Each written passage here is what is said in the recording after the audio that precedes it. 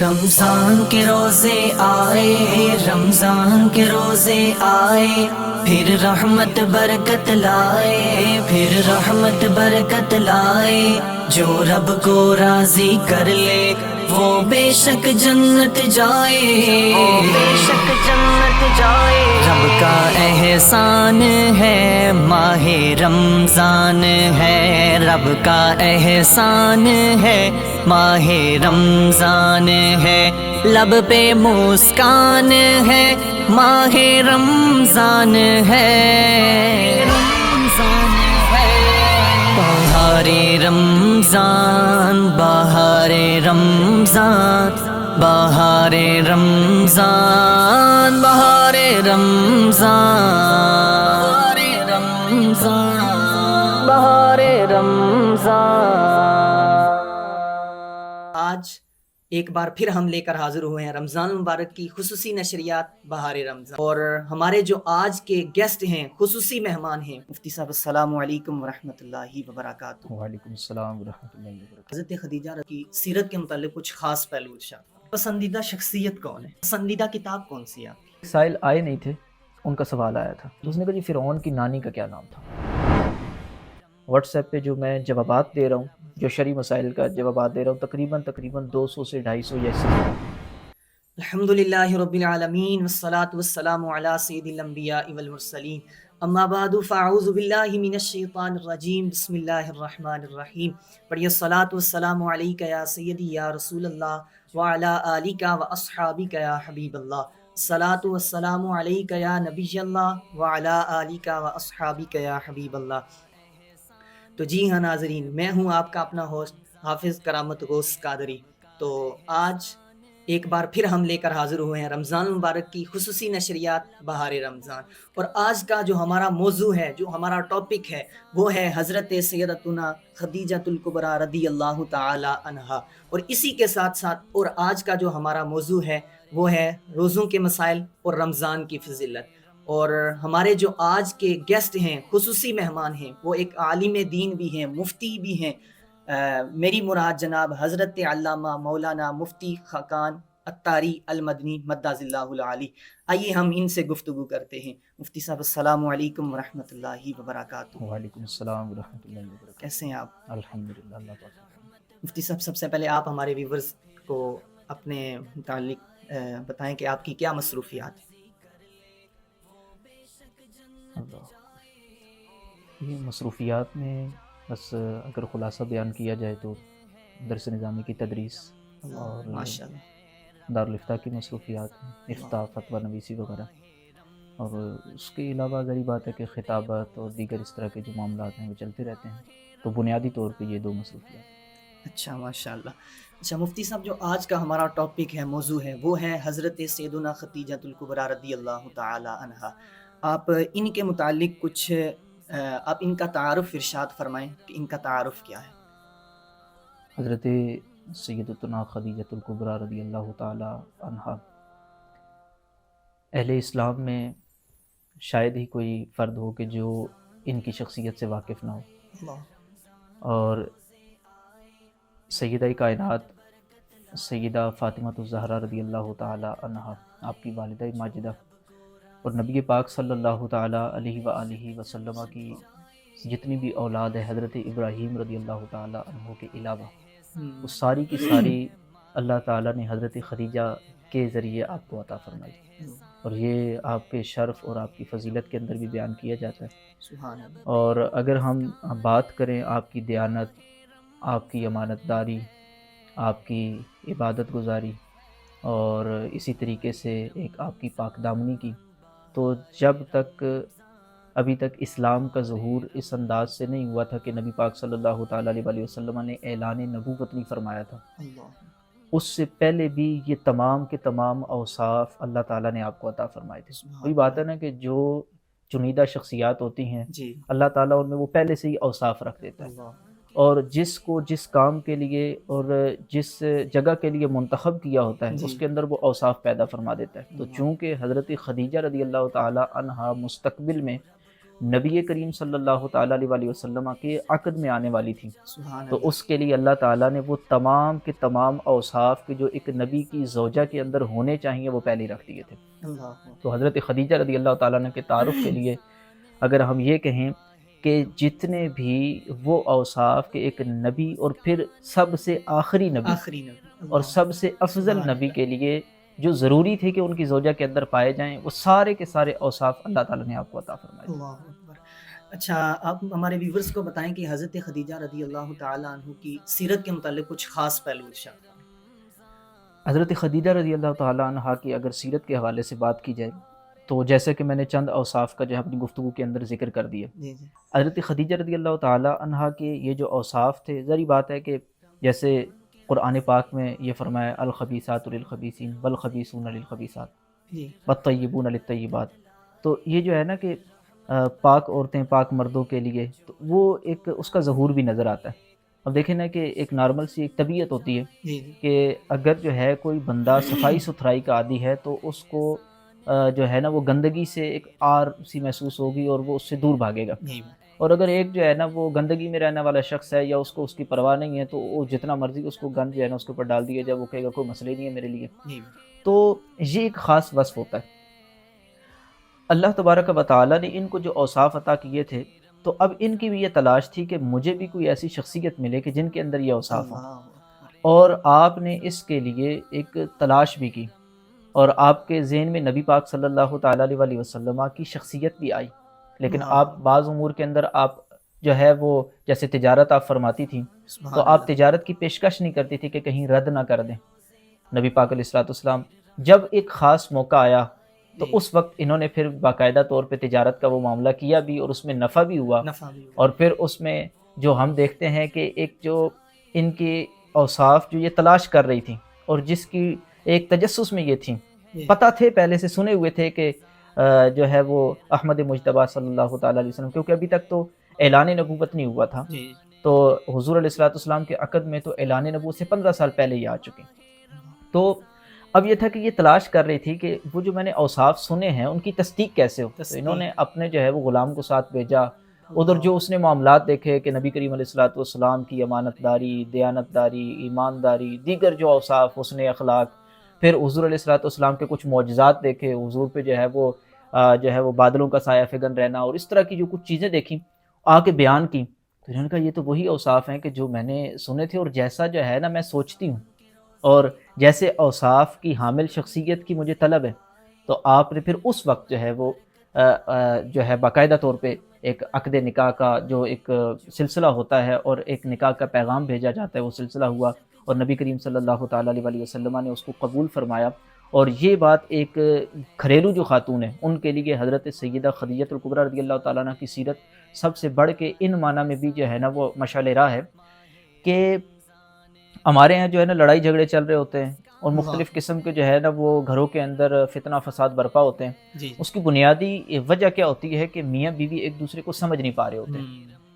جب کہ حضرت خدیجہ رضی اللہ تعالیٰ عنہ کی سیرت کو اگر پڑھیں گے تو یہ پہلو بڑا اچھے انداز سے سمجھ آ جائے گا کہ کیسے سمجھنا ہے شوہر کی طبیعت کو، اور پھر شوہر کو کیسا ہونا چاہیے، وہ نبی کریم علیہ الصلوۃ والسلام نے جو ہے نا ہمیں بتایا۔ جی تو حضرت خدیجہ رضی اللہ تعالیٰ عنہ وہ ہیں کہ جو ہر مشکل گھڑی کے اندر نبی کریم صلی اللہ تعالیٰ علیہ وسلم کے کام آنے والی، اور ایک موقع پہ نبی پاک علیہ الصلوۃ والسلام نے یہ بھی ارشاد فرمایا تھا کہ وہ جگہ کہ جب سارے چھوڑ کے مجھے چلے گئے تھے لیکن ایک تھی کہ جو ہر وقت میرے ساتھ رہی ہیں، اور وہ سیدہ خدیجہ ہیں۔ تو یہ موقع یعنی بیوی کو ایسا ہونا چاہیے کہ جیسا بھی مرحلہ آ جائے، جیسا بھی موقع آ جائے، جیسی تکلیف آ جائے، مصیبت آ جائے، لیکن وہ اپنے شوہر کے ساتھ وفادار ہو، یہ ایک چیز۔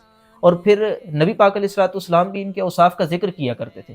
حضرت سیدہ عائشہ صدیقہ رضی اللہ تعالی عنہا وہ خود بیان فرماتی ہیں کہ کئی مواقع ایسے آتے تھے کہ نبی پاک صلی اللہ تعالیٰ علیہ وسلم فرمایا کرتے خدیجہ ایسے کرتی تھی، وہ یوں کرتی تھی، یعنی وہ سارا ذکر کرنا، یاد کرنا، اور جس چیز کے ساتھ حضرت خدیجہ کی یاد وابستہ ہوتی تھی حضور علیہ الصلوۃ والسلام اس کو بھی یاد کیا کرتے تھے۔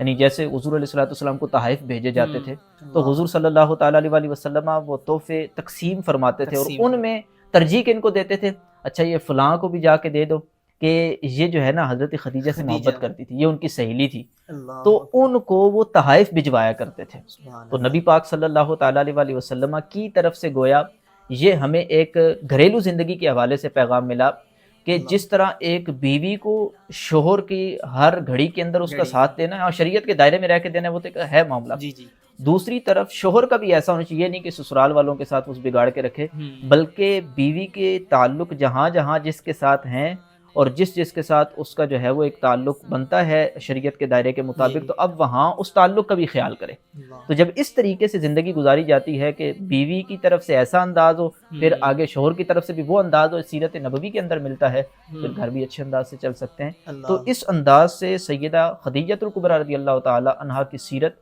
وہ میں کہتا ہوں کہ گھریلو حوالے سے دیکھیں تو وہ مشعل راہ بنتی ہے۔ پھر جو آپ کے اخلاق ہے، آپ کے اخلاق کریمانہ ہیں، آپ کے اوصاف ہیں، ان کو اپنانے کی کوشش کرنی چاہیے، اللہ عبادت ہے اس اکبر، کو اپنانے کی کوشش کرنی چاہیے۔ اللہ، تو یہ تو باقاعدہ طور پہ پورا چیپٹر ہے جس کو شاید ہم یہاں پہ چند منٹوں کے اندر تو قاصر ہیں کہ ہم ساری چیزیں بیان کر اللہ سکیں۔ اکبر۔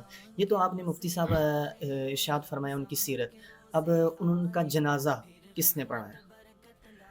دیکھیں، جس وقت حضرت سیدہ خدیجہ الکبریٰ رضی اللہ تعالی عنہا کا انتقال ہوا جی، تو اس وقت تک جنازے کا کوئی حکم نہیں آیا تھا۔ ہوں، حضور علیہ الصلوۃ والسلام کی چچی ہیں ام فضل جی، ان کا نام ہے، انہوں نے غسل دیا تھا، اللہ، تو جو ایک طریقہ کار ہوتا تھا اس کے ہوں، مطابق غسل دیا۔ یہ ہے کہ جنازہ باقاعدہ طور پہ ایسے نہیں پڑھا گیا۔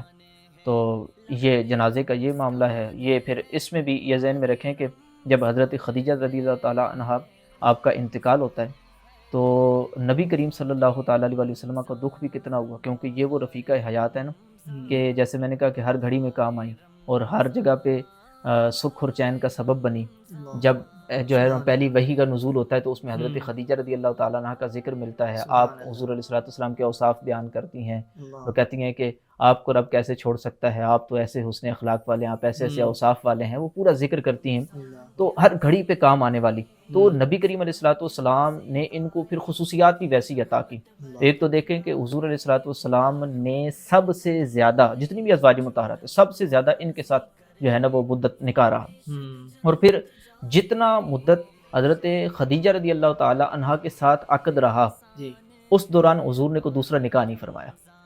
یہ کوئی چھوٹی بات نہیں ہے، اللہ، یعنی اتنا خیال تھا سبحان اللہ، حضرت خدیجہ رضی اللہ تعالیٰ عنہ کا۔ اب جب انتقال ہوا، ایک قربت تھی، ایک محبت تھی، الفت تھی، اب اللہ، اس کی وجہ سے نبی کریم صلی اللہ تعالیٰ علیہ وسلم کو غم بھی بڑا ہوا، اور حضور علیہ الصلوۃ والسلام نے اس سال کو عام الحزن قرار دیا، یعنی غموں والا سال، یعنی حضور نے پورے سال کو جو ہے نا وہ غم والا قرار دے دیا کہ اتنا دکھ حضور علیہ الصلوۃ والسلام کو اس اللہ۔ انتقال پر ملال پہ ہوا۔ آپ رضی اللہ تعالیٰ عنہ کی تدفین کس جگہ ہوئی؟ مکہ کے اندر ہی جو ہے نا وہ حضرت خدیجہ رضی اللہ تعالیٰ عنہ کی تدفین۔ اللہ، آپ نے مفتی صاحب سیرت کو بھی بیان کیا اور خاص پہلو کو بھی بیان کیا، ہماری اس امت کو اس سے کیا درس حاصل کرنا چاہیے؟ دیکھیں، ہمارے جتنے بھی اکابر گزرے ہیں، صحابہ ہوں، اہل بیت ہوں، اور پھر اس کے بعد تابعین، تبع تابعین، جتنا ہم جو ہے نا وہ ایک عنوانات پڑھتے ہیں ان کے حوالے سے، تو میں ایک بات یہ کہوں گا کہ ہمیں فقط ایک رسم کے طور پہ ان کو نہیں پڑھنا چاہیے، یہی بات، ایک تاریخی شخصیت کو آپ پڑھ رہے ہیں فقط اس طور پہ نہیں پڑھنا چاہیے، بلکہ اس طور پہ آپ ان کو پڑھیں کہ ان کی سیرت کا جو جو پہلو آپ پڑھ رہے ہیں، آپ جتنا عمل کر سکتے ہیں آپ اتنا عمل شروع کر دیں۔ جیسے ہم نے کچھ چیزیں بیان کی، آپ سیدہ خدیجہ رضی اللہ تعالیٰ عنہا یا دیگر ہمارے جتنے بھی اکابرین ہیں، ہماری بزرگ ہستیاں ہیں، ان کی سیرت پڑھیں تو ان کی سیرت میں سے کچھ لینے کی کوشش کریں۔ مثال کے طور پہ ہم پڑھتے ہیں نا جی حضرت غوث پاک رضی اللہ تعالیٰ عنہ، وہ جی پوری پوری رات عبادت کیا کرتے تھے۔ اب یہ ہم پڑھتے ہیں کرامت کے طور پہ، اچھا جی وہ تو بڑے لوگ تھے پڑھ لیتے تھے، جی جی، تو ہونا یہ چاہیے کہ بھئی وہ پڑھتے تھے نا، اب چلو یار میں 2 رکعتیں تو پڑھوں، جی، 2 نفل تو پڑھ لوں، تو چلو ہم یہ تو کہہ کے سائڈ پہ ہو جاتے ہیں کہ جی وہ تو بڑے لوگ تھے، وہ پوری پوری رات کر لیتے تھے، اعظم تھے تو ہم ہاں تو اصغر ہی صحیح چلو، جی، تو مطلب وہ تو اعظم تھے تو تم چھوٹے ہو کے کچھ کر لو، کچھ تو کرو، کچھ کرو، مطلب اب پوری رات نہیں کر سکتے، ہم کہتے ہیں یار پوری رات تو مجھ سے نہیں ہو سکتا نا، وہ تو بڑے لوگ تھے، تو کم از کم بندہ پھر چلو یہ کر لے کہ چلو پوری رات نہیں تو کچھ دیر کے لیے 2 نفل ہی پڑھ لے، نفل نہیں پڑھ سکتا کچھ دیر کے لیے ذکر کر لے، تو کچھ نہ کچھ جو ہے نا وہ اپنے عبادت کا کسی بزرگ کا پڑھا تو بندہ کچھ عبادت جو ہے نا اپنے معمولات کے اندر ایڈ کر لے، آپ نے وہاں پہ حسن اخلاق کا پڑھا تو کچھ نہ کچھ حسن اخلاق اپنے معمولات کے اندر ایڈ کر لیں، آپ کی طبیعت میں غصہ ہے، آپ نے پڑھا نرمی اپنانی ہے تو کچھ جو ہے نا وہ عمل کر لیں۔ ایک میں کل جو ہے وہ روایت پڑھ رہا تھا کہ حضرت جبیر بن مطعم رضی اللہ تعالیٰ عنہ، آپ کے بارے میں جو ہے نا وہ ایک چیز بیان کی گئی کہ آپ نبی کریم صلی اللہ تعالیٰ علیہ وسلم کی بارگاہ میں موجود تھے، تو حضور علیہ الصلوۃ والسلام کے پاس ایک شخص آیا اور وہ اسلام اس نے قبول کیا. تو نبی پاک صلی اللہ تعالیٰ علیہ وسلم نے ان سے فرمایا کہ آپ انہیں جو ہے وہ قرآن کی تعلیم دیں. تو یہ کہتے ہیں کہ میں نے اس کو سورہ زلزال جو 7 آیات ہیں وہ پڑھ کے جو ہے نا وہ سنائی اور اس کو کچھ اس کا بتایا کہ یہ اس میں یہ چیزیں بیان ہو رہی ہیں. اذا زلزلت الارض زلزالها واخرجت الارض اثقالها. جب اس کو 7 آیتیں میں نے پڑھ کے سنائی نا تو اس نے کہا جی مجھے یہ کافی ہے. اس نے سمجھ لیا، کہتا مجھے یہ کافی ہے. اب کیا ہوتا ہے کہ حضرت جو صحابی سکھانے والے ہیں وہ کہتے ہیں کہ یا رسول اللہ ان کو 7 آیتیں سکھائی ہیں، قرآن کی آیتیں اور بھی بہت ہیں، لیکن یہ کہتے ہیں بس یہ مجھے کافی ہے. حضور علیہ الصلوۃ والسلام نے فرمایا کہ اس کو دین کی سمجھ آ گئی ہے، اب اس کے لیے یہ کافی ہو جائیں گی. کہنے کا مقصد یہ ہے کہ قرآن کے اندر کئی احکام ہیں، لیکن اگر سمجھنے کو اس کی 7 آیتیں بھی سمجھ آ جائیں یا ایک نقطہ بھی سمجھ آ جائے، بندہ زندگی پہ اس کو نافذ کر لے تو وہ بھی کامیابی کے لیے کافی ہو جاتا ہے. جس طرح کی یہ حدیث بتا رہی، تو اسی طریقے سے جب ہم ان بزرگوں کی سیرت کو پڑھیں تو اس میں کوئی ایک نقطہ تو جو ہے نا وہ اپنے زندگی کے اندر اپنائیں، اور انشاءاللہ اللہ تعالیٰ کی رحمت سے امید ہے کہ جب ہم ان کی زندگی کا کوئی ایک پہلو بھی اپنے سیرت میں اپنی جو ہے نا وہ حیات میں اپنانے کی کوشش کریں گے تو اللہ تعالیٰ وہی ذریعہ نجات بنا دے. اچھا مفتی صاحب، سیرت کو تو آپ نے بیان کیا ہے. آج کل شوہر اور بیوی کے درمیان جھگڑا رہتا ہے. اب حضرت خدیجہ الکبریٰ رضی اللہ تعالیٰ عنہا کی سیرت سے ان کو کیا سبق حاصل کرنا چاہیے؟ وہ تو کچھ جو ہے نا میں نے ضمناً بیان بھی کر دیا کہ کس انداز سے جو ہے نا وہ چلنا چاہیے. اس میں ایک چیز جو ہے نا وہ میں عرض کروں وہ یہ ہے کہ ہم نبی کریم صلی اللہ تعالیٰ علیہ وسلم کی اور حضرت خدیجہ کی جب ہم بات کرتے ہیں تو اس میں 2 پہلو ابھی میں نے آپ کے سامنے بیان کی. حضرت خدیجہ ہر موڑ پہ ہر گھڑی پہ حضور علیہ الصلوۃ والسلام کے کام آنے والی، اور دوسری طرف نبی کریم صلی اللہ تعالیٰ علیہ وسلم کا ان کے رشتے کا لحاظ کرنا، ان کے تعلق داروں کا لحاظ کرنا، یہ ایک طرف. یعنی کہنے کا مقصد یہ ہے کہ اچھا رشتہ، کامیاب رشتہ تب چل سکتا ہے کہ جب دونوں طرف سے حقوق کی ادائیگی اور محبت اور الفت والا معاملہ ہوتا ہے. تو یہ ہمیں گویا رشتہ جو ہے نا یہ پیغام دے رہا ہے کہ جتنے بھی افراد جو اس طرح کے مصائب کا اور اس طرح کی پریشانیوں کا شکار ہیں ان کو چاہیے کہ وہ اپنے اوپر غور کر لیں کہ کہیں ایسا تو نہیں ہے کہ بیوی کہہ رہی ہے کہ مجھے حقوق ملنے چاہیے لیکن یہ ہے کہ وہ اپنا ایک بھی حق نہیں پورا کر رہی، اور دوسری طرف شوہر کہتا ہے کہ مجھے ایسی بیوی چاہیے، اپنی طرف سے وہ ایک حق بھی پورا نہیں کر رہا. اگر دونوں جو پارٹنر ہیں وہ اپنے اپنے حقوق پورے کرنے والے بن جائیں تو امید ہے کہ بہت سے بگاڑ جو معاشرے کے اندر ہیں وہ ختم ہو جائیں گے. اللہ اکبر.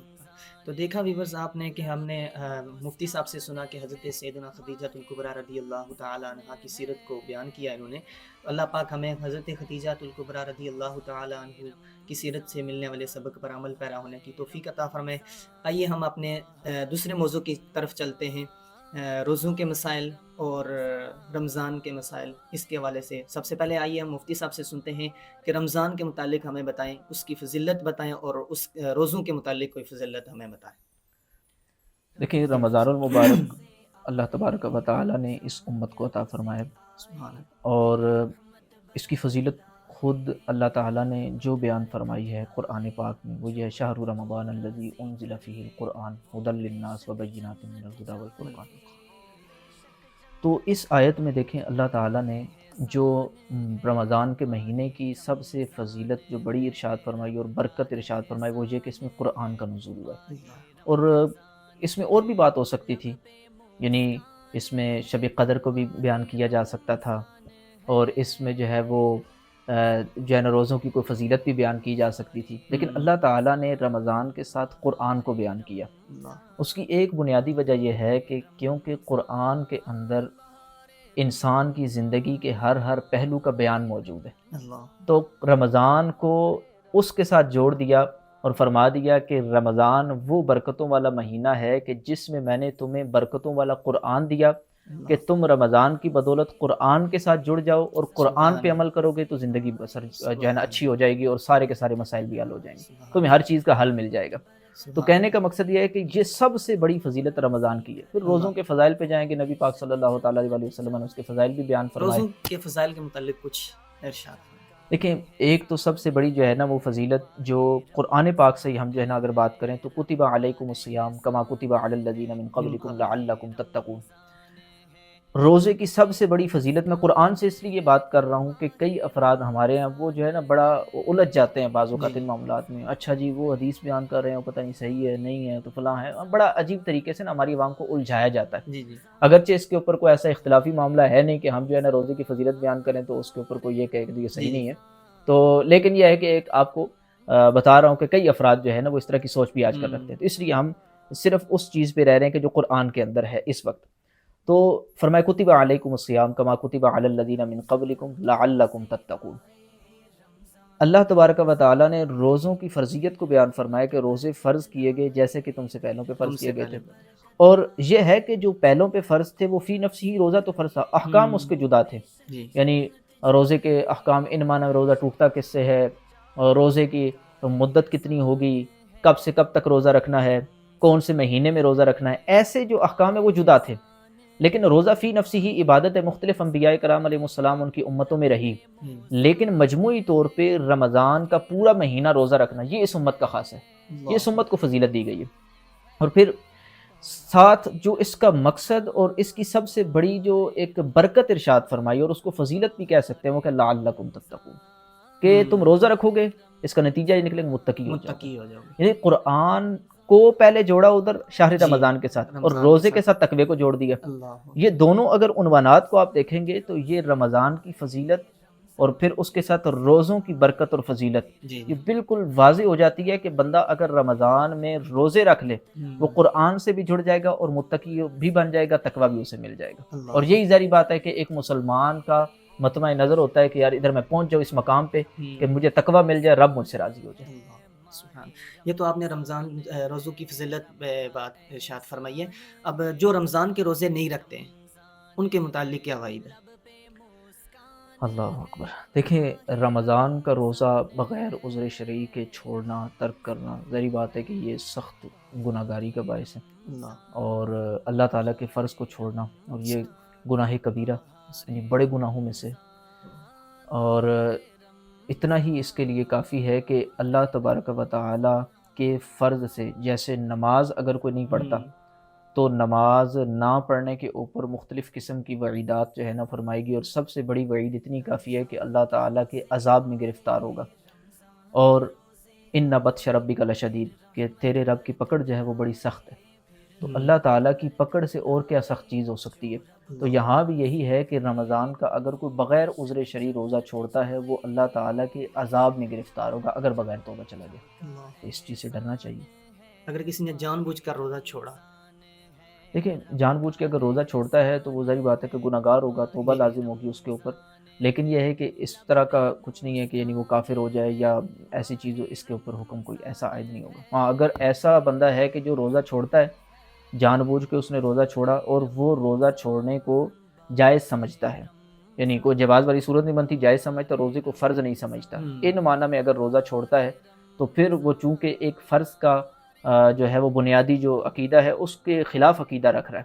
اور اسلام کی بنیاد جو ہے نا, یہ جو چیزیں حضور نے فرمایا بنی الاسلام علی خمس, کہ 5 چیزوں پہ اسلام کی بنیاد ہے, اس میں روزے کو بھی حضور نے بیان فرمایا. تو روزے کی فرضیت کا انکار کرنا گویا قرآن و حدیث کے حکم کا انکار کرنا ہے, تو وہ دائرہ اسلام سے خارج ہوگا. لیکن ویسے جو ہے وہ دائرہ اسلام سے خروج کا معاملہ نہیں ہوگا. مفتی صاحب کچھ سوال ہیں, کیا بھول کر کھانے پینے سے روزہ ٹوٹ جاتا ہے؟ دیکھیں شریعت مطہرہ نے روزے کے حوالے سے ہمارے لیے جو ہے اور دیگر بھی جتنے بھی امور ہیں ان میں آسانیاں بھی رکھی ہیں. ان الدین یسر, دین آسان ہے, دین کے حکم کے اندر مشکل نہیں ہوتی, دین کے حکم کے اندر حرج نہیں ہوتی. بھول ذری بات ہے انسان سے ہو جاتی ہے اور اس کے اوپر شریعت پکڑ نہیں کرتی. حضور علیہ الصلوۃ والسلام کی حدیث موجود ہے, رفع عن امت الخطا والنسیان, میری امت سے خطا و نسیان کو اٹھا دیا گیا, یعنی اس کا گناہ نہیں ہوتا. تو اگر جو ہے کوئی آدمی روزے کی حالت میں بھول گیا, اس کو یاد ہی نہیں رہا کہ میرا روزہ ہے, اس نے سمجھا نارمل روٹین کے دن چل رہے ہیں, اس نے کوئی بھی ایسا کام کر لیا جس کی وجہ سے روزہ ٹوٹ جاتا ہے, اس نے پانی ہی پی لیا, تو ایسی صورتحال میں اس کا روزہ نہیں ٹوٹے گا. بھول کے اوپر روزہ ٹوٹنے کا حکم نہیں ہوگا. ہاں یہ اب ایک الگ بات ہے, یہ ایک اسلام کا حسن بھی آپ کو بتا دوں کہ اگر کوئی بندہ وہ آپ کے سامنے کھا پی رہا ہے, اب وہ بھول چکا ہے, آپ کو یاد ہے کہ رمضان ہے, اب کیا کریں, تو اب اس میں بھی بڑا جو ہے نا وہ اسلام کا حسن ہے کہ آپ فرمایا کہ اچھا اتنا پتہ ہے کہ اس کو بتاؤں گا اور یہ مان بھی جائے گا، اور بظاہر اس کی کنڈیشن بھی ایسی ہے کہ اگر اس کو بھائی صحت بھی ٹھیک ہے اس کی، صحت بھی ٹھیک تو چلو ٹھیک ہے، پھر تو اب بتانا واجب ہو جاتا ہے کہ بتائے ہے۔ اس کو تاکہ وہ اپنا فرض پورا مکمل طور پہ کر سکے۔ دوسری طرف یہ ہے کہ اب اگلا بندہ پہلے کمزور ہے، اس کو اس لقمے سے روکا، ہو سکتا ہے کہ شام تک لقمہ لینے کے قابل ہی نہ ہو، تو مطلب جان ہی نہ نکل جائے، اس لیے اتنا کمزور آدمی ہے کہ یہ برداشت نہیں کر سکے گا، ایسے کے لیے اسلام نے کہا کہ اب اس کو نہ بتائے، کھانے دے، ٹھیک ہے، بھولا ہوا ہے، اللہ تعالیٰ کی طرف سے اس کی ضیافت ہے۔ اچھا مفتی صاحب، آگے سوال یہ ہے کہ کیا مکھی، دھول یا اس طرح کا گرد و غبار اگر حلق میں چلا جائے تو کیا اس سے روزہ ٹوٹ جاتا ہے؟ دیکھیں اس طرح کی کوئی چیز کہ جس سے عام طور پہ بچنا ممکن نہیں ہوتا، اب گرد و غبار ہے، آپ باہر نکلتے ہیں تو اب یہ تو نہیں کہ بالکل منہ بند کر کے نکلیں گے، یا آپ سانس بھی لیں تو اندر کوئی چیز چلے گی، چلیں آپ منہ کے اوپر کوئی انتظام کریں، ناک کے ذریعے کوئی چیز چلے گی، تو مطلب یہ وہ چیزیں ہیں کہ جن سے بچنا ممکن نہیں ہے، گرد و غبار نارمل ہوتا ہی ہے۔ اب مکھی کا معاملہ بھی ایسے آ جائے تو اب بندہ کوئی اختیار میں تو نہیں ہے، مچھر چلا گیا، کوئی ایسی چیز جو ہے نا، بعض اوقات آپ موٹر سائیکل چلا رہے ہیں، کوئی اس طرح کی آپ ٹریول کر رہے ہیں اور اس میں یہ معاملہ ہو جاتا ہے اور آپ کا اپنا کوئی ارادہ نہیں ہے، اپنا قصد نہیں ہے، ویسے چلی جاتی ہے تو اس سے روزہ نہیں ٹوٹے گا۔ ہاں یہ ہے کہ اب مثال کے طور پہ کوئی ایسی چیز تھی جو اچانک منہ میں چلی گئی، اور اب جو ہے نا وہ اس کو پھینک بھی سکتا ہے، باہر نکال بھی سکتا ہے، پھر اس کو جناب منہ میں تھوڑے رکھنے کے بعد پھر اس کے بعد خود جان بوجھ کے لے کے جاتا ہے، تو پھر احکام جدا ہوں گے۔ لیکن یہ والا جو معاملہ ہمارے نارمل اتفاقی طور پہ پیش آ جائے، اپنا کوئی ارادہ اور قصد نہیں تھا اور بغیر اپنے عمل کیسے ہو گیا، تو روزہ نہیں ٹوٹے گا اس سے۔ اچھا مفتی صاحب، آگے سوال یہ ہے کہ کیا سرما یا لگانے سے روزہ ٹوٹ جاتا ہے یا نہیں؟ دیکھیں سرما لگانے سے روزہ نہیں ٹوٹتا، اور آنکھوں میں ڈراپ وغیرہ اس کے متعلق؟ دیکھیں آنکھوں میں ڈراپس والا معاملہ اور یہ سرما لگانے والا معاملہ تھوڑا سا جو ہے نا وہ سمجھانے کے قابل مسئلہ ہے۔ کئی افراد کو ہو سکتا ہے کہ میں کو سرمے سے روزہ نہیں ٹوٹتا، دوسرا ڈراپس کی طرف آؤں تو میں کو روزہ ٹوٹ جاتا ہے، تو وہ کہ اچھا سرمے سے کیوں نہیں ٹوٹتا، اس سے جو ہے نا وہ کیوں ٹوٹ رہا ہے، اس میں کیا فرق ہوگا۔ یہ بات ذہن میں رکھیں کہ نبی پاک صلی اللہ تعالیٰ علیہ وسلم کا وصف اللہ تعالیٰ نے یہ بیان فرمایا، یحل لہم الطیبات ویحرم علیہم الخبائث، یہ محبوب وہ ہیں کہ جو تمہارے لیے خبیث چیزوں کو حرام کرتے ہیں اور طیب چیزوں کو حلال کرتے ہیں، یعنی اللہ تعالیٰ نے حضور علیہ الصلوۃ والسلام کو حلال حرام کرنے کا اختیار عطا فرمایا، یہ ایک چیز ہوگی۔ اب روزے کے جتنے بھی احکام ہیں، ہم نے شریعت کو مانا نا، تو شریعت کو مانا تو شریعت نے ہمیں حکم دیا کہ یہ کام نہیں کرنے، ویسے ہم کھا پی سکتے ہیں عام حالت میں، لیکن روزے میں نہیں کھا، شریعت نے منع کر دیا، تو ہم شریعت کو مان رہے ہیں۔ اگر شریعت یہ کہتی کہ تم نے مغرب تک نہیں، عشاء تک تم نے روزہ لے کے جانا ہے، تو ہم مغرب کے بعد نہ کھاتے، عشاء کے بعد کھاتے، یعنی ہم شریعت کے مکلف ہیں، اور یہ ہمیں حضور علیہ الصلوۃ والسلام نے احکام بیان فرمائے۔ اسی طریقے سے اب میں بات کرنا چاہ رہا ہوں کہ کچھ چیزیں وہ ہیں کہ جو حضور علیہ الصلوۃ والسلام نے جائز رکھی، کچھ چیزیں وہ ہیں کہ جس کی اجازت نہیں دی، جس کی اجازت دی بے شک کچھ اصول کو چھوڑ کہہ رہا ہوں، ہماری عقل کو چھوڑ کہہ رہی ہو، اور حکم تو فلاں جگہ پہ فلاں ہونا چاہیے، جیسے حضرت مولا علی رضی اللہ تعالیٰ عنہ کا وہ فرمان بھی موجود ہے، کہا کہ اگر ہم عقل کی پیروی کرتے ہوتے نا تو ہم موزے پہ جو مسح کرتے ہیں وہ نیچے مسح کرتے، اوپر نہ کرتے۔ حدیث میں آ گیا اوپر کرنا ہے تو ہم اوپر کرتے ہیں، جبکہ موزے تو نیچے سے گندے ہوتے ہیں، جب چلتا ہے بندہ نیچے سے گندے ہوتے ہیں، تو ہم حدیث کے پیچھے چل رہے ہیں، ہم قرآن کے پیچھے چل رہے ہیں، ہم شرعی احکام کے پیچھے چل رہے ہیں۔ تو نبی پاک صلی اللہ تعالیٰ علیہ وسلم نے روزے کی حالت میں سرما لگا کے بتا دیا، جب لگایا روزے کی حالت میں تو ہمیں پتہ چل گیا کہ بس اس سے روزہ نہیں ٹوٹنا، یہ ہمیں حضور نے ایک حکم دے دیا۔ اب یہ ہے کہ دوسری طرف اسلام کا، شریعت کا ایک اصول موجود ہے کہ جو بھی منافذ معتادہ ہیں، یعنی ایسے قدرتی سوراخ ہیں کہ جن کے ذریعے سے معدے تک یا حلق سے نیچے چیز جا سکتی ہے یا دماغ پہ چڑھ جائے گی، تو اس سے روزہ ٹوٹ جائے گا، یہ ایک اصول ہے۔ اب اس اصول سے ہٹ کے حضور علیہ الصلوۃ والسلام نے روزے کی حالت میں سرما لگا کے بتا دیا کہ بھائی یہ اس اصول سے میں تمہیں اس کی اجازت دے رہا ہوں، یہ ہٹ کے، تو اب اس اجازت کو ہم نے مان لیا، اب بقیہ اصول اپنی جگہ پہ باقی رہے گا۔ اب ہم اگر غور کرتے ہیں تو آنکھوں کے اندر جو ہے نا وہ منفذ یعنی سوراخ موجود ہے، اور اس سوراخ کا تعلق حلق کے ساتھ ہوتا ہے، حتیٰ کہ اگر سرما کوئی لگاتا ہے یا کوئی آئی ڈراپس ڈالتے ہیں تو اس کی بعضوں کا کڑواہٹ جو ہے نا وہ محسوس ہو رہی ہوتی ہے حلق میں پائی، تو سرمے کی اگرچہ محسوس ہوگی تو اس سے روزہ نہیں ٹوٹے گا، وہ اس وجہ سے کیونکہ حدیث پاک میں اجازت اس کی دے دی گئی، اور روزے کی حالت میں حضور علیہ الصلوۃ والسلام نے خود لگا کے بتا دیا۔ دوسری چیزوں کی حضور نے کوئی اجازت نہیں دی، یعنی حضور نے کوئی ایسا نہیں کہ آب زمزم شریف ایسے جو ہے نا ڈال کے بتایا کہ ٹھیک ہے اس سے بھی نہیں ٹوٹے گا، یا صرف سرمے کا اجازت۔ اب پتہ چلا کہ سرمے تک محدود رہا، صرف اصول میں سے وہ ایک چیز خاص ہو گئی ہے، اس کے علاوہ اصول اپنی جگہ باقی، حضور نے پورا اصول نہیں بدلا۔ تو اب یہ ہے کہ جو بھی منافذ معتادہ سے چیز جائے گی اس سے روزہ ٹوٹے گا۔ تو اب آنکھوں کے اندر بھی چونکہ منفذ ثابت ہے، جدید تحقیق یہی ہے، اور اس سے جو ہے نا وہ حلق کے اندر چیز جا سکتی ہے، تو اب اگر کوئی آئی ڈراپس جو ہے وہ ڈالتا ہے روزے کی حالت میں تو اس سے روزہ ٹوٹ جائے گا۔ ہاں اس میں یہ ہے کہ علماء کا اختلاف بھی اپنی جگہ باقی ہے، تو اگر کوئی ایسی خاص صورت موجود ہو جس میں کئی دفعہ آنکھوں کا وبا چل رہی ہوتی ہے، بیماری چل رہی ہے اور اس کے بغیر چارہ کاری نہیں ہے، تو اب اس ایسی صورت حال میں اب اس کو یہ نہیں کہ ٹھیک ہے پورا دن کھاتا پیتا رہے تو جیسے چلے، ٹھیک ہے اپنے طور پہ وہ روزہ رکھ لے اور جتنی اس کو ضرورت ہے اتنی آئی ڈراپس بھی ڈال لے، یعنی ان علماء کے قول کے اوپر وہ عمل کر لے کہ جو اس کو منفذ نہیں مانتے، لیکن یہ کہ احتیاطاً پھر بعد میں ذری بات ہے دوسری طرف بھی قول موجود ہے تو وہ پھر بعد میں قضا بھی کرے. اچھا مفتی صاحب آگے سوال یہ ہے کہ کیا روزے کی حالت میں ڈرپ یا انجیکشن وغیرہ لگا سکتے ہیں یا نہیں؟ حتی الامکان بچنا چاہیے اس سے، کیونکہ اس میں بھی علماء کا اختلاف موجود ہے کہ آیا ڈرپ لگانے سے انجیکشن لگانے سے روزہ ٹوٹتا ہے یا نہیں ٹوٹتا، لیکن جید علماء محقق علماء کی اکثریت اس طرف ہے کہ اس سے روزہ نہیں ٹوٹے گا. اس کی مثال ایسے ہی ہے کہ جیسے علماء نے یہ مسئلہ بیان کیا کہ منفذ کے ذریعے سے کسی سوراخ کے ذریعے سے اگر کوئی چیز داخل ہوتی ہے معدے میں یا دماغ میں تو پھر روزہ ٹوٹتا ہے، لیکن اگر منفذ کے ذریعے داخل نہیں ہوئی، مسام کے ذریعے داخل ہوئی تو پھر جو ہے نا روزہ نہیں ٹوٹتا. اس کی ایک اور مزید آسان آپ کو میں مثال دے دوں، وہ یہ ہے کہ فقہاء نے بالاتفاق یہ مسئلہ ذکر کیا کہ اگر سانپ بچھو یا ایسی کوئی چیز وہ ڈنگ مار جائے اور وہ ظاہری بات ہے کہ ایک لیکوڈ کی صورت میں زہر اس کا جسم کے اندر جاتا ہے اور وہ اپنے دانتوں کو جو ہے نا وہ اندر چبوئے گا اور اس کے اندر سوراخ کر کے اپنے زہر کو اس کے اندر چھوڑے گا، تو اب اس پہ تمام فقہاء کا اتفاق ہے روزہ نہیں ٹوٹے گا. اس کی وجہ یہ ذکر کی کیونکہ اس میں کسی سوراخ کے ذریعے معدے تک نہیں چیز پہنچ رہی، بلکہ اگر وہ پہنچ بھی رہی تو اس کا اثر پہنچ رہا ہے یا پھر یہ ہے کہ وہ مسام کے ذریعے سے وہ اثر پہنچ رہا ہے، سوراخ کے ذریعے سے نہیں پہنچ رہا. تو اسی طریقے سے ٹیکے کا معاملہ ہے، چاہے وہ رگوں کے اندر لگایا جائے چاہے وہ گوشت کے اندر لگایا جائے، باہر صورت اس کی وجہ سے روزہ نہیں ٹوٹے گا، اس وجہ سے کیونکہ سوراخ کے ذریعے سے جو ہے نا وہ چیز اندر داخل نہیں ہو رہی. ہاں اگر کوئی خاص ایسا علاج اور طریقہ ہوتا ہے کہ جس میں بعض ایسے طریقے علاج ہوتے ہیں کہ اب معدے میں دوا پہنچانی ہے تو وہ کئی دفعہ سوراخ کرتے ہیں باقاعدہ طور پہ، اور ٹیکہ وہ سرنج جو ہے نا اس انداز سے داخل کرتے ہیں کہ وہ بالکل پیٹ کی حد تک جو ہے نا وہ جاتا ہے اور اس کے اندر جا کے وہ انجیکٹ کیا جاتا ہے اور دوا پھیلائی جاتی ہے یا اس کے اندر رکھی جاتی ہے. تو ایسی صورت اگر ہوگی تو خاص ایسے ٹیکے کے حوالے سے کہا جائے گا کہ روزہ ٹوٹ جائے گا، ورنہ نارمل جو ڈرپ اور انجیکشن کا معاملہ اس صورت میں روزہ نہیں ٹوٹے گا. اچھا اس کے ساتھ ساتھ یہ جو خون ہوتا ہے یہ اگر دینے سے روزہ ٹوٹے گا یا نہیں؟ لیکن اندر ضرورت اگر خون دیتے ہیں تو وہ جائز ہے، بغیر ضرورت تو دینے کی اجازت نہیں ہے. ضرورت اگر خون دیا اس کی اجازت ہے. اب اگر اس سے روزہ ٹوٹے گا یا نہیں ٹوٹے گا اس کے حوالے سے جواب یہی ہے کہ روزہ نہیں ٹوٹے گا. یہ ایسے ہی ہے کہ جو ہے نا یعنی خون دینے کے حوالے سے عرض کر رہا ہوں، ایک تو نا لگوانا، تو لگوانے والا معاملہ سیدھا سیدھا وہ ٹیکے اور انجیکشن والے کی طرح ہو گیا معاملہ، جیسے وہ خون داخل ہو رہا ہے اسی طریقے سے وہ جو ہے نا دوا داخل ہوتی ہے ٹیکے کے اندر، اور اسی طرح ڈرپ کے اندر بھی یہی معاملہ ہوتا ہے کہ لیکوڈ آپ کے اندر جا رہا ہے، لیکن وہی اس میں تفصیل ہوگی جو عرض کی ہے. ایک ہے خون دینا، تو خون اگر ضرورتاً کسی کو دیتے ہیں وہ جائز ہے اور اس سے روزہ نہیں ٹوٹے گا.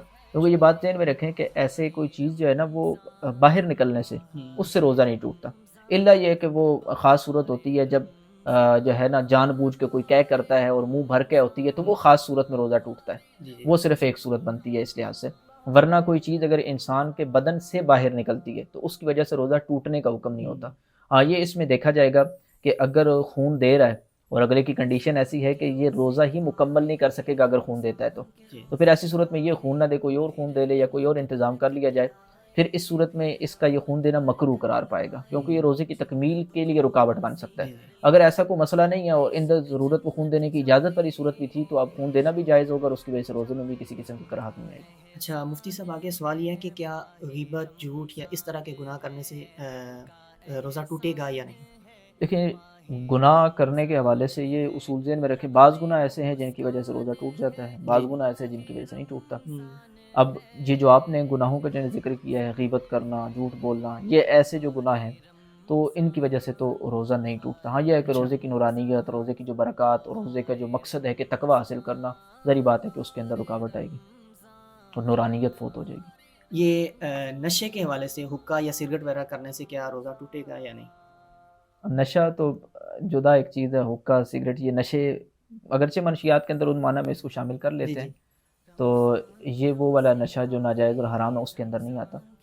تو حقہ سگریٹ یہ اگر کوئی جو ہے نا وہ اس کے کش لے گا تو اس کی وجہ سے روزہ ٹوٹ جائے گا، کیونکہ دھواں جو ہوتا ہے نا اس کو اگر کوئی خود کھینچتا ہے اپنے اندر، جیسے بعض کا سٹیم لیتے ہیں تو بھاپ لی خود کھینچی، ایک ہے نا جو گرد و غبار کا ہم نے مسئلہ بیان کیا تو خود ہی بس وہ آ رہا ہے اب خود نہیں کھینچ رہا، اس میں مسئلہ نہیں، اس سے بچنے ہی ممکن نہیں. لیکن ظاہری بات ہے کہ اب جہاں پہ کھینچنے والا معاملہ ہے یہ نہ کھینچتا، یہ تو اس کے اختیار میں تھا، تو یہ جو بھاپ جیسے لے رہے تو خود کھینچتے ہیں. سگریٹ اب وہ پی رہے نہ پیے بھائی، اب پیر ہے تو وہ خود جو ہے نا اس کے دھوئیں کو اندر لے کے جا رہا ہے، حقے کے دھوئیں کو اندر لے کے جا رہا ہے، تو اس وجہ سے روزہ ٹوٹ جائے گا۔ اچھا، روزہ ہونا یاد تھا، اب کھانا یا پی لیا، کچھ پی لیا، تو کیا اس سے روزہ ٹوٹ جائے گا یا نہیں؟ ظاہری بات ہے کہ اگر اسے پتہ ہو کہ میں روزہ دار ہوں اور پھر بھی وہ جان بوجھ کے کھانے پینے والے معاملات کر رہا ہے یا ایسا معاملہ کرتا ہے جس سے روزہ ٹوٹ جاتا ہے، گناہ تو کبیرہ کرتا ہے، جی تو روزہ اس کا ظاہری بات ہے ٹوٹ جائے گا، توبہ بھی لازم جی ہوگی جی اگر بغیر عذر شرعی ایسے کیا جی جی۔ تو، اور بعض صورتوں میں تو کفارہ بھی لازم ہوگا۔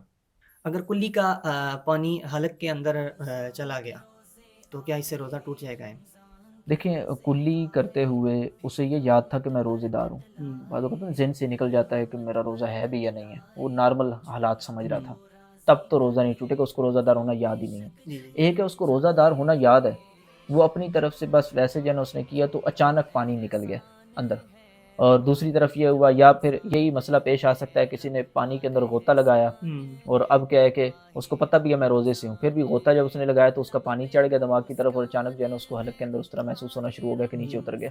اب یہ جو صورتیں ہیں یہ بھولنے کی نہیں ہیں، بھولنے کے حوالے سے روزہ نہیں ٹوٹتا، یہ ہے اس سے غلطی ہوئی ہے، یعنی اس نے کامل احتیاط نہیں کی، اس بے احتیاطی کی وجہ سے نتیجہ یہ نکلا ہے کہ وہ اندر نکل گیا، تو اندر چلا گیا پانی، تو ایسی صورتحال میں روزہ ٹوٹ جائے گا۔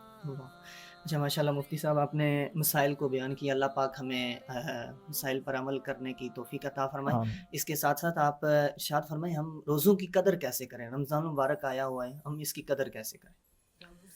دیکھیں رمضان المبارک کی قدر کے حوالے سے یہ چیز عرض کروں گا کہ ہمیں پہلے تو چاہیے کہ جو اس کی بنیادی تیاری ہے رمضان سے پہلے ہم کر لیں، جی جیسے جو اس حوالے سے کچھ کتب ہیں وہ کتابیں پڑھ لی جائیں، رمضان کی برکتیں کیا ہیں وہ برکتیں پڑھ لی جائیں، رمضان کے فضائل احادیث میں کیا ہیں وہ پڑھ لیے جائیں، روزے کا مقصد کیا ہے اس کو پڑھا جائے، یعنی رمضان کے آنے سے 10-15 دن پہلے پوری اس کی تیاری کر لی جائے، اگر اس کو پتہ ہو کہ آگے چیز آنے والی کیا ہے، کیا جو ہے نا مہینہ برکتوں والا آنے والا ہے، اس میں میں نے کرنا کیا کیا ہے، میرا شیڈول کیسا ہونا چاہیے، میں نے کیسا جدول بنانا ہے، یہ ساری اس کو چیزیں پتہ ہوں۔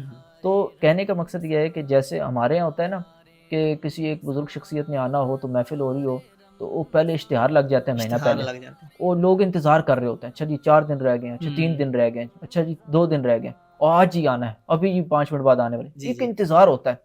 تو ایسی کیفیت پیدا کرنے کے لیے اس کو چاہیے کہ وہ پہلے سے گویا جو ہے نا وہ ایک تیاری شروع کر دے کہ یار بس مہینہ آنے والا ہے، یہ جی 10 دن رہ گئے، جی 9 دن رہ گئے، اور پھر اس کے مطابق اس نے ایک جدول بنایا ہوا کہ وہ پڑھے، اچھا حضور علیہ السلام نے رمضان جو تلاوت قرآن حضور کیا کرتے تھے، اچھا کثرت سے تلاوت کیا کرتے تھے، اچھا حضور علیہ السلام دیگر مہینوں میں جو التزام فرماتے تھے عبادات کا ان سب سے زیادہ ترجیحی بنیادوں پہ التزام حضور علیہ السلام عبادات کا یہ رمضان میں فرمایا کرتے تھے، اچھا اعتکاف بھی حضور علیہ السلام فرمایا کرتے تھے، یوں عبادات کا جو ہے نا وہ فوکس کرے اور پڑھے کہ یار حضور نے کیا کیا کام کیے ہیں، اب اس کے مطابق اپنا جدول بنائے، ہو اگر توفیق تو بندہ اعتکاف جو ہے نا وہ کم از کم زندگی میں ایک دفعہ تو سعادت پائے، پھر اس کے علاوہ ہر سال ہو تو بہت اچھی بات ہے، کم از کم پورے مہینے کے اعتکاف کی ایک پوری زندگی میں ایک دفعہ ہو جائے، یہ بھی حضور علیہ السلام سے ثابت ہے۔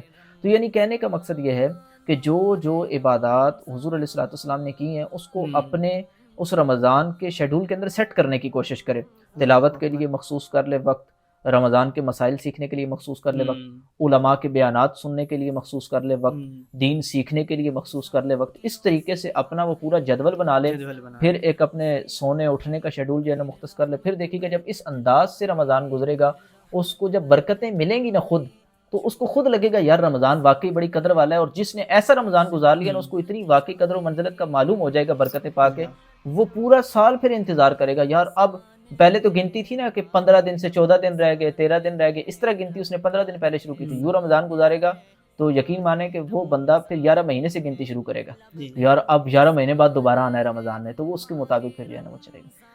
تو جی ہاں ویورز، ماشاءاللہ مفتی صاحب نے رمضان المبارک کی قدر و منزلت کے حوالے سے ہمیں درس دیا، اللہ پاک ہمیں رمضان المبارک کی صحیح معنوں میں قدر کرنے کی توفیق عطا فرمائے۔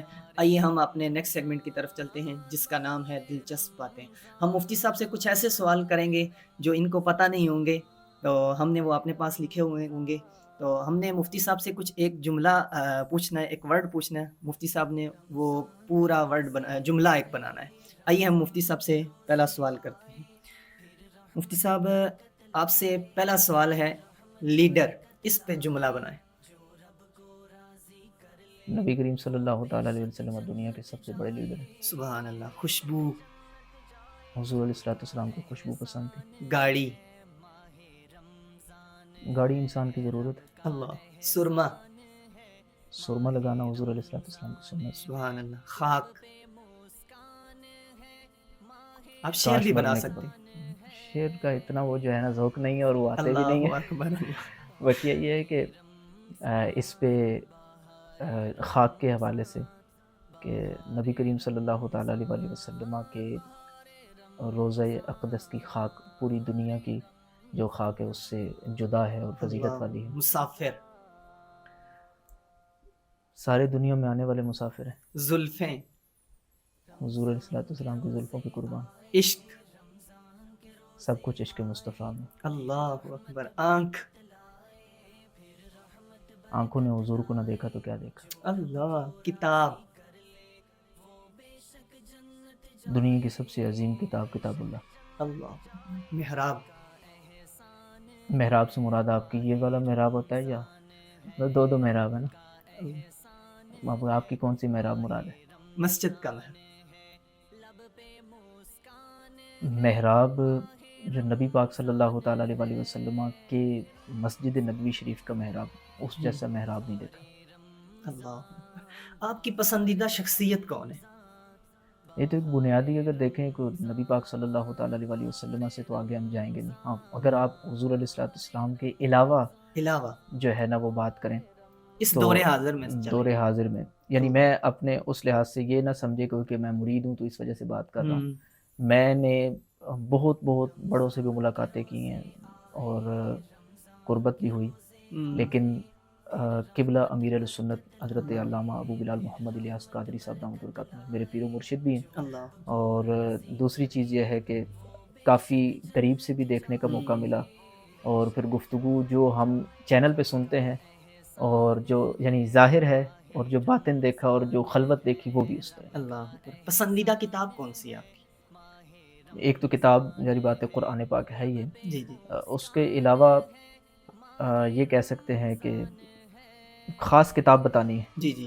فتاوی رضویہ شریف. اللہ. کس جگہ جانے کو سب سے زیادہ دل کرتا ہے؟ مدینہ. اللہ. کھانے میں کیا پسند ہے؟ آپ کی سب سے فیوریٹ ڈش کون سی ہے کھانے میں؟ بریانی. اللہ. یہ تو سب کی ہوتی ہے. دارالفتہ سب میں کی نہیں ہوتی، سارے کھا بھی نہیں سکتے. اللہ. دارالفتہ میں آنے والے کوئی ایسے سائل جس نے آپ کو حیران کر دیا ہو؟ حیرانی ہوتی رہتی ہے بعض اوقات. کوئی ایک حیران کن واقعہ. ایک سائل آئے نہیں تھے، ان کا سوال آیا تھا. اللہ. بعض اوقات ہمارے سائلین کے سوالات بڑے عجیب ہوتے ہیں، اس پہ حیرانی سے مراد یہ ہوتی ہے کہ یہ حیرانی کہ یار ایسے بھی لوگ سوچتے ہیں.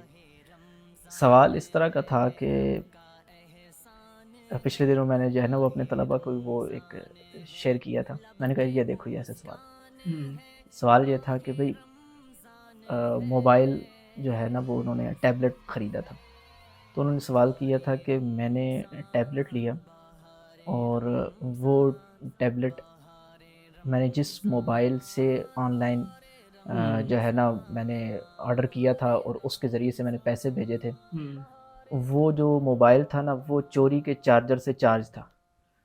تو وہ چوری کے چارجر سے چونکہ چارج تھا اور اس سے میں نے ٹرانزیکشن کی تھی، پیسے ادھر بھیجے تھے اور اس کے ذریعے ٹیبلٹ آئے، تو اب ٹیبلٹ حلال ہوگا یا حرام؟ تو یہ ابھی پچھلے دنوں ایسے کئی سوالات آتے رہتے ہیں. اگرچہ ایسے جو افراد ہوتے ہیں اللہ تعالیٰ انہیں عافیت عطا فرمائے، بعض اوقات آتا ہے کہ یار وہ ان کے ذہن میں اس طرح کے سوالات آتے رہتے ہیں، شیطان بھی بعض اوقات جو ہے نا وسوسے دلاتا ہے. تو لیکن ایک یہ سوال بڑا عجیب سا تھا نا، تو اس پہ جب یہ پڑھا تو مجھے ہنسی آ گئی خود. نے کہا یار یہ دیکھو یہ کیسا سوال ہے عجیب سا. جی. کرنے والوں نے سوال مفتی حسان صاحب سے ان سے بھی کر دیا تھا کہ دنیا میں نیٹ ہوتا ہے، عام طور پر نیٹ کے بغیر نہیں رہا جا سکتا، تو کیا جنت میں بھی نیٹ ہوگا یا نہیں؟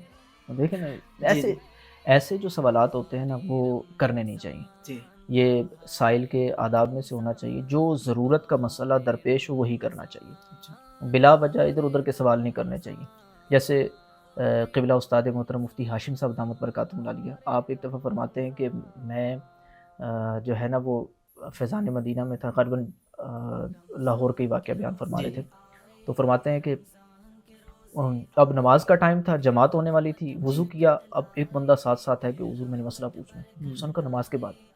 تو وہ کہتے حضور بڑا ضروری مسئلہ ہے. اچھا. تو حسن فرمایا کہ شاید کوئی واقعی ضروری مسئلہ ہو.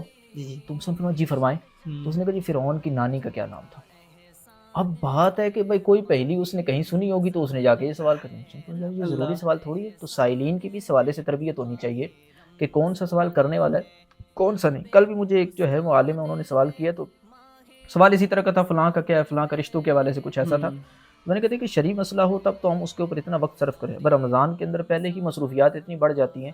ابھی میں آتے ہوئے جو ہے نا وہ اپنے ساتھ والوں کو بتا رہا تھا کہ روز کے تقریباً واٹس ایپ پہ جو میں جوابات دے رہا ہوں جو شرعی مسائل کا جوابات دے رہا ہوں تقریباً 200 سے 250 یا اس سے زیادہ. اب اس کے دوران کوئی بندہ آ کے سوال کرے جی اچھا جی فلانی کی نانی کا کیا نام تھا فلانے کا یہ تھا. اب بندے کو غصہ ہی آئے گا اس ٹائم یار اس کا ضروری مسئلہ ہے نہیں اور جن کے ضروری مسئلے ہیں ادھر سے الجھا کے ادھر ہم پھنسا رہے ہیں. تو ایسی صورتحال میں جو ہے نا تو تربیت ہونی چاہیے کہ میں کون سا سوال کرنا. ان سے بھی اسی طرح کا سوال تھا. میں نے ان کو کہا جو بندہ ایسا سوال کرے آپ اس سائل کی تربیت کریں. یہ ہمارا حق بنتا ہے اور ہمارا فرض بھی ذمہ داری بھی بنتی ہے کہ ہم اس کی تربیت کریں تاکہ آئندہ وہ کسی کا ٹائم برباد نہ کرے. اس کو بتایا جائے کہ دیکھیں یوں جو پہلیاں ہیں اس کے اندر ٹائم برباد نہ کریں. اپنے جو فرض علوم ہیں ان کو سیکھنے کی طرف آئیں. نماز کے مسائل ہیں روزوں کے مسائل ہیں تو ان چیزوں کو سیکھا جائے اور جو اپنے لازم عبادات ہیں ان کی طرف آئیں. نہ یہ کہ جو ہے نا وہ بے تکیر جو فضول قسم کی باتیں ان کے اندر لگے. اچھا لوگ آپ سے زیادہ کس حوالے سے سوال کرتے ہیں؟ چونکہ موضوع جو ہے وہ ہمارا فقہی حوالے سے ہوتا ہے شرعی مسائل کے حوالے سے ہوتا ہے. تو اگرچہ جیسے شریف الحکم جدی صاحب رحمۃ اللہ تعالیٰ نے یہ بات ذکر فرمائی ہے فتاوی شارح بخاری کے اندر بھی آپ نے فرمایا کہ پہلے افتاء ہوتا تھا تو فقط جو ہے نا وہ فقہی مسئلہ پوچھا جاتا تھا. اب افتاء کے اندر تاریخی مسئلہ بھی پوچھا جائے گا حدیث کا مسئلہ بھی پوچھا جائے گا تفسیر کا مسئلہ بھی. نہیں ہمارا اب افتاء وہ تمام کے تمام جتنے بھی دین کے شعبے سمجھے جاتے ہیں اس تمام متعلقہ مسائل کے حل کے لیے سمجھا جاتا ہے کہ افتاء ہے. تو اس لیے مجموعی طور پہ تو سارے مسائل پوچھے جاتے ہیں لیکن جو بنیادی طور پہ ہوتے ہیں وہ شرعی اور فقہی مسائل جو ہے اس نوعیت کے مسائل پوچھے جاتے ہیں. اللہ. تو جی ہاں ویورز آپ نے دیکھا کہ مفتی صاحب نے ہمیں روزوں کے متعلق اس کی قدر اس کی منزلت کے حوالے سے ہمیں درس دیا. اللہ پاک ہمیں روزوں کی قدر رمضان مبارک کی قدر کرنے کی توفیق عطا فرمائے. اسی کے ساتھ ساتھ ہم اپنے مفتی حضرت علامہ مولانا حقان مدنی اتاری صاحب کا دل سے شکریہ ادا کرتے ہیں کہ انہوں نے اپنا قیمتی وقت ہمیں عطا فرمایا. جزاک اللہ خیرہ مفتی صاحب. آخر میں آپ ہمارے KLS پروڈکشن کے حوالے سے کچھ تاثرات ارشاد فرمائیں اپنے ہمارے ویورز کو. اللہ تعالیٰ آپ کو برکتیں عطا فرمائے. اچھا لگا یہ سیٹ اپ. اس طرح کا انتظام ہونا چاہیے کہ جس میں علماء کو پروموٹ کیا جائے اور دین کی خدمت کا جذبہ زیادہ سے زیادہ جناب عوام کے اندر شعور بیدار کیا جائے اس کا. تو یہ اچھی کاوش ہے. اللہ تعالیٰ مزید برکتیں عطا فرمائے. آمین آمین. اسی کے ساتھ ساتھ آپ اجازت دیں. اللہ حافظ. السلام علیکم ورحمۃ اللہ وبرکاتہ. رمضان بہار رمضان بہار رمضان